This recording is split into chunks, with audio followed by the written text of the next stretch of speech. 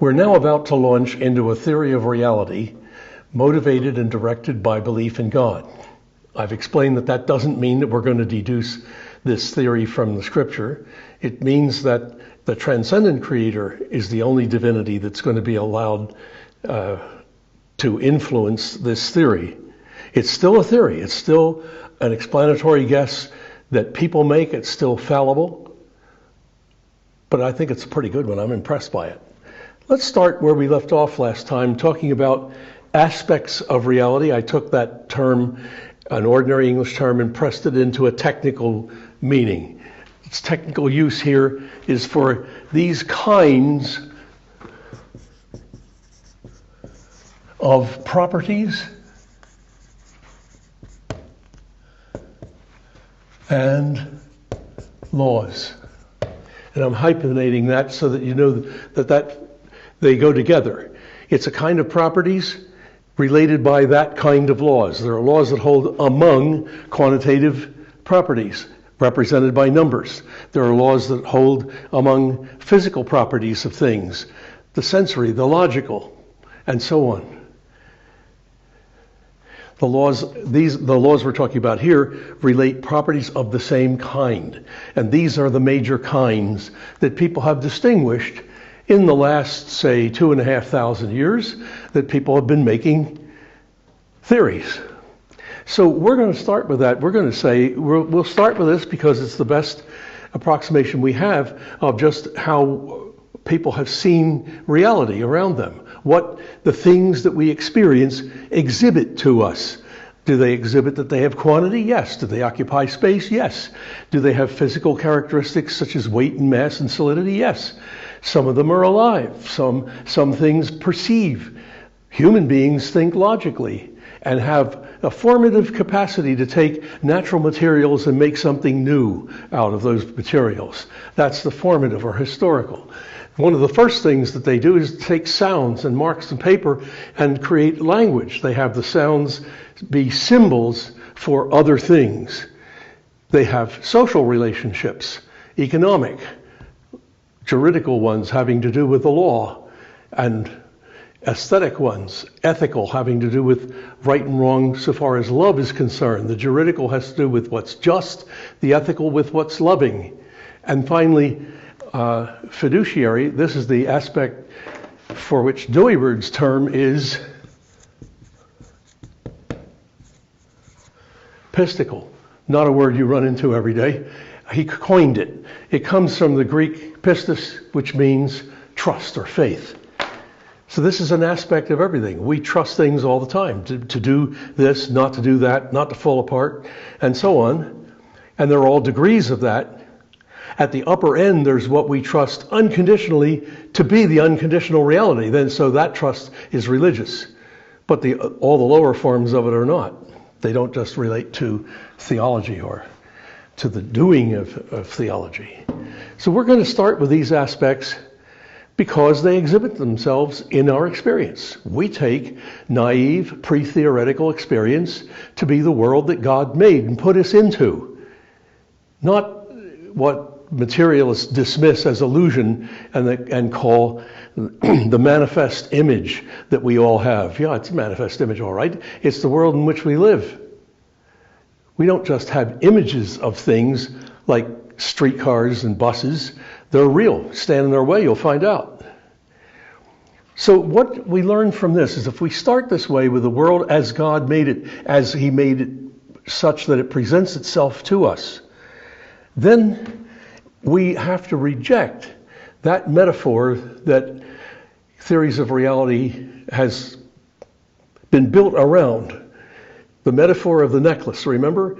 These are all the beads of the string. These are all the beads of the necklace. So what is the string? If these are the beads, if these are the kinds of properties and laws that things exhibit, then what are those things at their very core of their being such that they have these properties under those laws and they exhibit just to our experience just the way that they do? What explains that?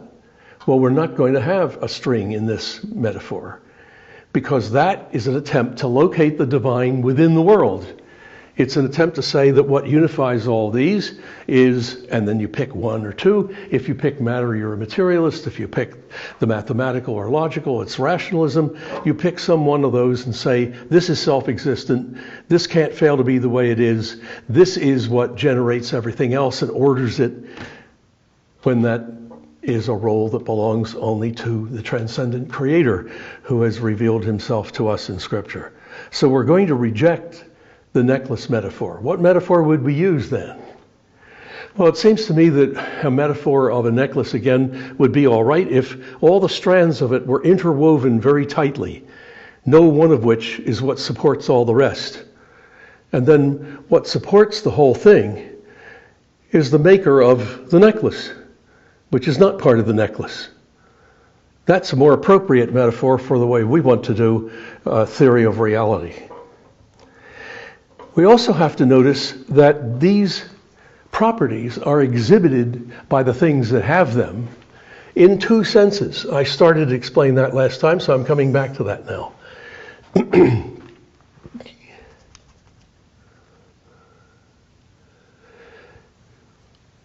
The solid bars down here represent what I called things having this kind of properties actively.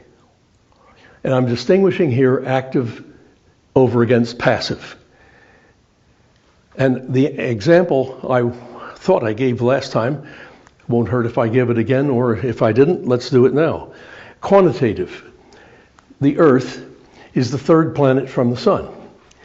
It's the third planet from the sun, whether you know that or I know that, or even if no one knows it, it would still be the third planet from the sun. But the Earth also has the passive property of being countable. And if it didn't have that property, we could not count it. You understand why? Because then we'd be saying, I counted that, and it's the third property from the sun, but it doesn't have the property of being able to be counted. That's self-contradictory. So it can't be right. So the Earth has the passive property as well as an active one. Something can be spatially active or passive. It can be spatially active because it occupies a specific space and has a specific shape to that space. And then we can say it's also movable. We can be pushed around. It can be moved in space. That's a passive property. Something can be passively kinetic or passively physical. Active physical properties are things like solidity, weight, mass. Things have those whether we know it or not. But then something can be physically passive. We can weigh it. We can find out what its weight is. We can measure it. It's measurable. It's able to be weighed, and so on. And things have logical properties passively. And right away here, this makes a big difference in our theory by the role in which it casts logic. Because almost every other theory of reality I've ever encountered does not recognize passive logical properties. It recognizes only the active ones. So the theory holds that only propositions and arguments have logical properties. A proposition is either true or false, if it's a genuine proposition. Proposition arranged as premises of an argument relate to the conclusion by entailing the conclusion, or they don't entail the conclusion. If they do, it's a valid argument. If they don't, it's invalid. But that's all logic has to do with, we are told. Just arguments, language. Not so. Every object that we experience has passive logical properties. The passive logical property, for example, of being distinguishable from other things. If it didn't have that, you couldn't distinguish it. You would not have recognized it as an individual. Things have the logical property of being conceivable. We can abstract or notice any number of properties that a thing has, distinguish each of them, and form a concept that combines them. My concept of this thing is that it has these following properties. So logic is an aspect of the whole of reality, not just of our thought or just of arguments and propositions. Similarly, we have the ability to form natural materials and make other things out of them. This is going to be our view of artifacts. And Dooyeweerd is going to have a very compelling theory about artifacts and how the nature of the raw material changes as it undergoes formation. I know of only one other thinker who tried to give us a theory of artifacts to explain how a thing is different from what it is as a natural material and when it undergoes transformation and becomes something else. Aristotle tried it, couldn't make it work, and gave up. I think Dooyeweerd's view is very convincing, so we'll have a look at that too. So this is also very important, to distinguish the active from the passive. Something can be passive economically. A rock doesn't economically value anything, but it can be economically valued. It can be passive. It can be bought and sold. Something can be juridically passive. You and I are juridically active. We want to know what laws are. As citizens, we take part in voting for people who make them so that we have a say in lawmaking and so on. But then something can be juridically passive. My automobile belongs to me. It's juridically mine. Somebody steals it, they have committed a crime, a breaking of the law, because they did something unjust. The same thing is true about all the others. Something can be ethically passive. Ethics has to do, I said last time, with with love relations. It's human love life. Humans love or hate a whole range of things all over the whole spectrum of their experience. We love or hate, things are loved or hated. So I can say, that suit of clothes that I bought from so-and-so back in whatever year, I really loved that. That was the best suit I've ever owned. Or, remember the car I bought? I hated that sucker. That thing gave me nothing but trouble from the day I got it. That's all ethical. It has to do mainly, however, of course, with the way we treat other humans. We're to treat them in love and not in hate. We're to love our neighbors as ourselves. That's an ethical commandment. The religious one is, love the Lord your God with all your heart, soul, mind, and strength. There's no limit to that. No limit. With our whole being, we're to love God. But our neighbor, it's a balance between our neighbor's interests and benefits and our own. We're not to put our neighbor above ourselves all the time. It doesn't say that. It says balance the two. As yourself. So that's a difference between the moral commandment and religious. Well, what I want to do now is go into some of these aspects more thoroughly. But before I do, there's more that you need to know. First of all, I've already tried to explain that we have a different take on these just because the divine, which is only God, that generates them, that has produced them, has produced a world of which these are true. The divine stands outside creation. The divine isn't identical with any of these. It's not that it's the quantitative properties of things qualify the nature of whatever is self-existent, or the physical does, or the sensory, or the logical, and so on. And that's the way philosophy has always been done by people who did not know God. Unfortunately, it was continued that way by people who did. And I'm saying, friends, there's another way to go. Because we're not deifying any of these, none of these are what generate all the rest. And none are what all the rest depend on. We went through that last time. This is a bit of review. Now, this being so, we can see why it is that people who don't know God, when they're confronted with this, say, well, it has to be some one or two of these, has to be the nature of the divine reality. What else is there? What else could it be? Since they don't know God outside of all of these, what else could it be? So it's got to be one. And then they pick whatever looks most plausible to them to be the nature of the divine reality, that which produces everything else. And so what they do is engage in a process that is called these days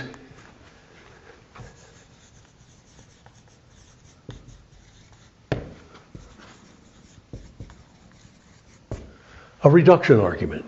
Now that sounds as though it might be a diet plan for losing weight or something, but that's not what it means. What it means is that we take the aspect or two that we regard as the nature of what it is that's self-existent, and now we reduce everything else to this.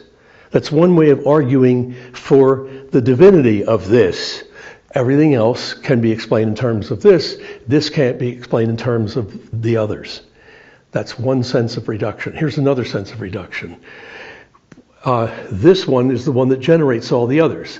So we can trace out causal pathways. We can show that these others depend on this one, and this one doesn't depend on them. That's the second sense. We can also try to reduce it this way. We can argue there really are no other aspects. There's only this.